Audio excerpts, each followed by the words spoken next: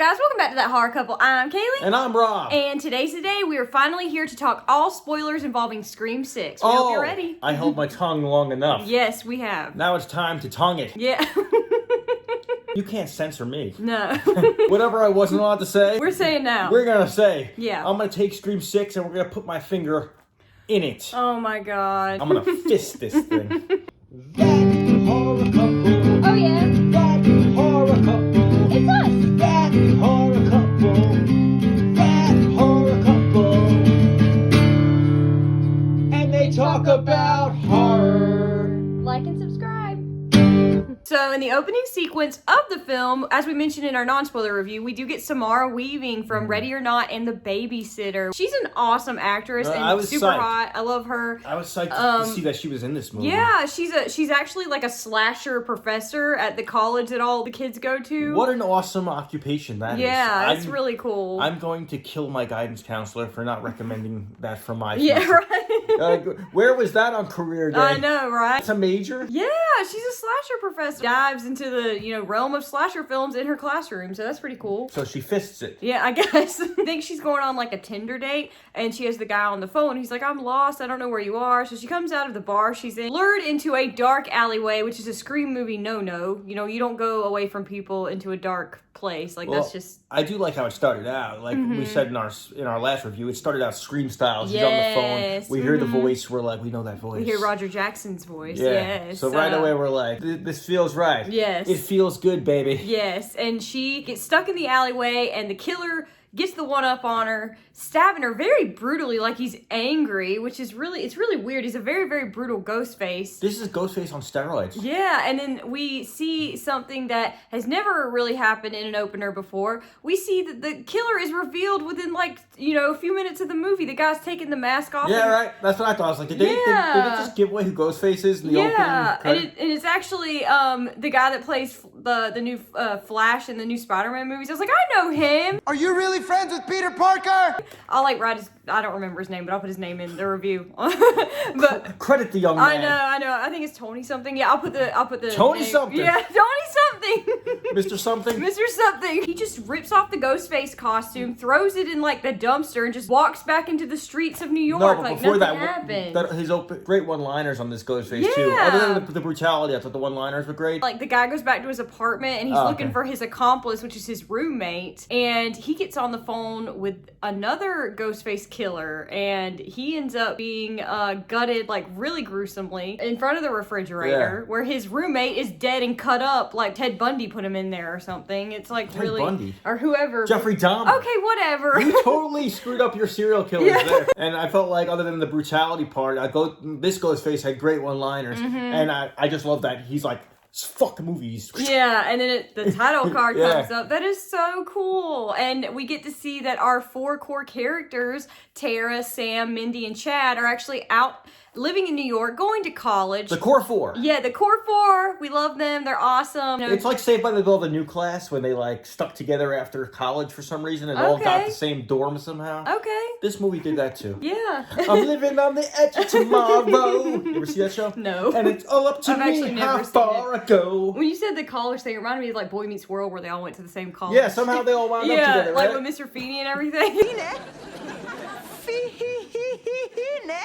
Mr. Matthews. And we see Sam, she's actually in therapy, and she's trying to talk to her therapist and let him know, listen, yeah, I killed somebody in self-defense, but the bad thing is, I actually really liked it. And the guy's like, well, we're done here. Talk about freaking out your Yeah, psychiatrist. he's like, see you later. Well, see you later. A lot of people were suspecting the psychiatrist was possibly Ghostface. Yeah. At least for me, it was is the psychiatrist involved in this? Because he was like, tell me more. Yeah, tell me he was more. really into it. And Can then you describe this? Yeah. But then just like in the beginning with the film students, they flipped the script on the audience. They flipped the script again. Yeah. When the psychiatrist got nailed. Yeah, Ghostface actually gets to stab him through the window in the door. I It's, love that really too. gruesome. When you see him through that glass, didn't he fucking nail him in the nose? It was in his nose. It was yeah. a nostril shot. I've never seen that in a slasher before. Yeah, this one was pretty Nostril. brutal, guys, with the killings. Yeah, it was really brutal. Dude, nostril stab. Nostril stab.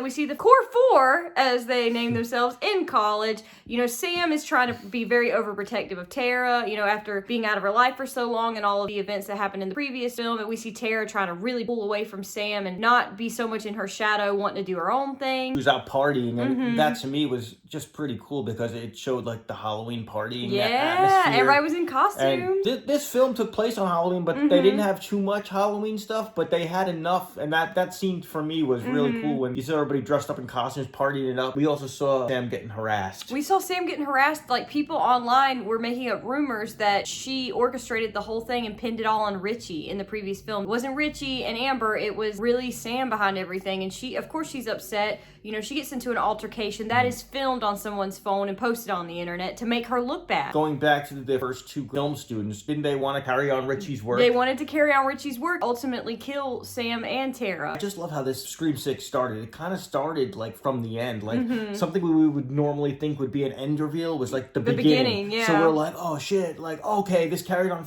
Richie's work right away. Yeah. But then those guys got it, so we're like, so what the hell is going on here, Sally? I know. And we also get some reprising roles. We get Kirby from Scream 4, Hayden Panettiere. Not just Kirby. Yeah, we also FBI get Kirby. FBI agent Kirby out of Atlanta, Georgia, I think she said. Inspector Gadget.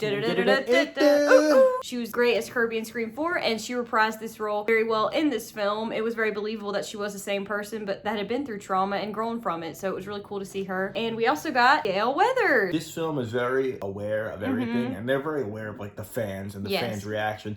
And they know everybody was totally bummed about Dewey, so they did have certain dialogue about Dewey. I felt like it paid respects to Dewey. They played the Dewey song. No, it was really nice for her to talk about Dewey. They played his theme while she talked about it. It was very nostalgic, very sweet, very bittersweet moment of the film. We also get this really cool scene in the movie where Gale is confronted by the new Ghostface. She's in her apartment with her supposed boyfriend, and she gets the phone call. And the dialogue in the scene is just really well done. Courtney Cox is a great actress. She really embodies the role of Gale Weathers, and we see someone who's been through hell and back, basically, trauma-wise. I mean, come on, she's lived through this. This is the 6th time this is happening to her, so I mean, I think she's pretty great at dealing with trauma by now. She's so desensitized by this. When her new boyfriend got it, she was like, whatever. She didn't even barely look at him. She's like, oh, all right. Maybe they were just like a fling type thing. I don't know. They met on Adult Friend Finder. Yeah, something. Because she didn't really seem to care, and like, but it was a great, really intense scene. I did like them on the phone. You know, when she was talking on the phone. The dialogue was great. And just to see, like I said before, like this new Gale Weathers is much different than the old school Gale Weathers.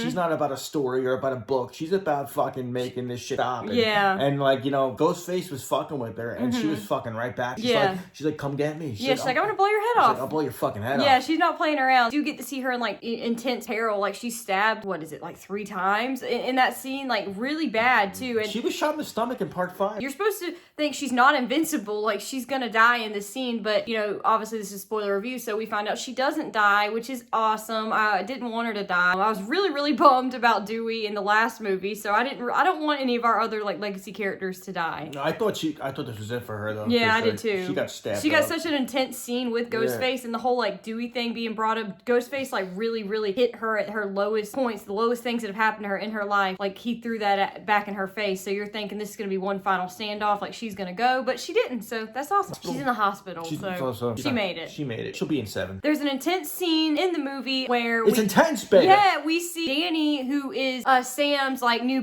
boyfriend. Like, he lives across the way. Did you say boo? Yeah, her new boo. Yeah.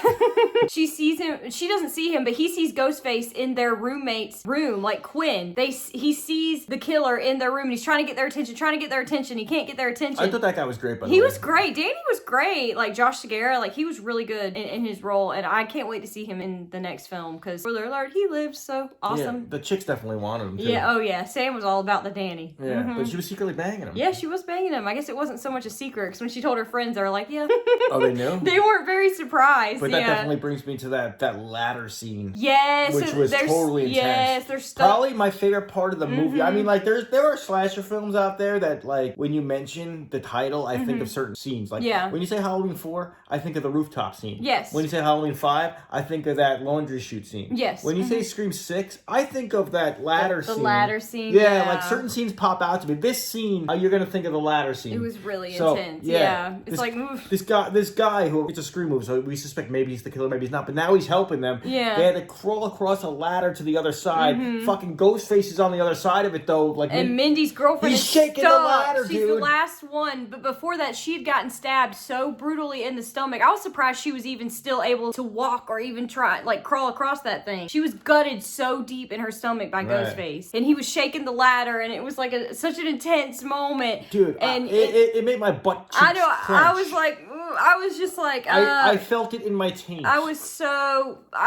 anxious in that moment because it was like a scene that you could feel every second of it. Yeah, you could just feel so much. No. And another scene in the film that we get to talk about now is the subway scene. Oh, which was in the trailer. It was in the trailer, but like I said before, when you watch it, it's times 10. Times 10, awesome. yeah. It was so intense. Shout outs to all the major horror icons. Yes, we get to see like the different costumes like we mentioned in our non-spoiler review. And there was one zoom in of Ghostface, behind him was Freddy. Yeah. Total shout out to Wes. Wes Craven. That had to be like a wink wink to Wes. Oh yeah, man. for sure. Freddy or Ghostface is probably two of his biggest creations. Yeah. And you got them just hanging out together on the subway. That's gotta be like, it's amazing. Props to Wes Craven right there. We get to see, Mandy is like keeping away from Ethan. She's like, I think you're the killer. I don't know if you're the killer. Stay away from me. They got split up from the others. They're on the train, and the light keeps going in and out, and we see Ghostface get closer and closer and closer. But the thing was, it was Halloween, so there were people that were like legit just cosplaying as Ghostface too. So you didn't know which one was the real Ghostface. You didn't know, and that was the scary part. Everybody's a suspect. Right. Ghostface eventually gets right up on Mindy and like stabs her really deep in the gut. Spoiler alert, she lives, which yay. Yeah, there were certain times when I'm like, yo, how did they even live through that? And you gotta stretch your imagination a little bit for some of these what was things. that guy's name? Chad? Chad. I love Chad. I didn't even know how He's my favorite. How did Chad live through 5? He got medical help, Rob. No, but he got his ass stabbed like 27 times. Well, he was stabbed 37 times in this one, and he still lives, so there you go. Wasn't that the reveal, too, that there were 2 Ghostfaces? Well, at least 2 at the time, because there were 2 Ghostfaces that surrounded him. Yeah, 2 Ghostfaces surrounded him, and they really, really got Chad, and it was so sad, because I thought he was dead, and him and Tara had just, like, kissed, and I was like, damn it, like, come on, man. But yeah, he ended up at the end, they were being pulling him out safe. on a stretcher. I was like, really? Yeah, Really? I was happy. I was happy he made it. As every Scream film, we get the killer reveal, y'all. Yeah, this scene is super intense because it's not spoiled anywhere on YouTube already. Yeah. So you're hearing it here first, of course. Yeah. Those fuckers were spoiling it left and right. So. You're allowed to spoil. As long as it says spoiler, it didn't say spoiled. People were leaking. Oh no, you're talking about the people on TikTok that just put the scene up on there. Yeah, okay, fuckers. Yeah, no, people were literally before, like I think it was the day before the movie came out. We saw on TikTok that people were uploading like just the scene, the killer reveal scene. That's so awful. We're doing it now. Yeah, no, we are. But we waited. The killer reveal. We found out there is 3 killers, and it is the detective. It's a trifecta. Yeah, it is actually the detective, the roommate Quinn, and Chad's roommate Ethan, who they reveal themselves to be Richie's family. Which totally blew my mind because the girl died in the apartment Yeah, earlier. Was it Quinn was supposedly murdered by Ghostface. So it was a fake death? Yeah, the dad was able to switch the body or something, because he's a detective. I don't know, it was kind of like... So she had fake props, fake blood, fake everything, and then she... I don't know. I don't know. So you have to kind of you kind of have to...